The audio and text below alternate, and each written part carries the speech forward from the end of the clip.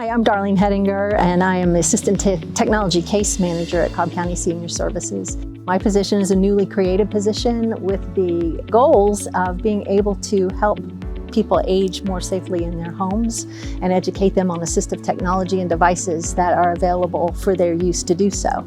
My name is Sarah Hampton. You wouldn't believe how many people in Georgia need help, because I never knew anything about kidney disease, and you can get infected and lose your limbs and stuff, and you see a lot of people going through that. So when we met Sarah, we were working with her on a case manager basis and bringing her some odds and ends. But then we got a call from the CARES team from the fire department. They were saying they desperately needed someone to help her to get a stair lift to be able to access not only her garage, but her kitchen and her bedroom and the bathroom that her wheelchair would fit into.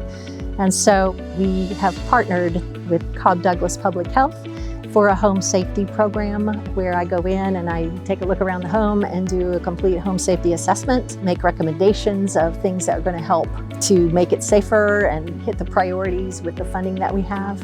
Because of the funding that we got from Cobb Douglas Public Health, we were able to put in these 2 stair lifts for Sarah. As you can see, have dramatically changed her quality of life, her functional performance in her home, and of course her safety. And so now, one of my goals I told Sarah was, I don't want to see you crawling around your house.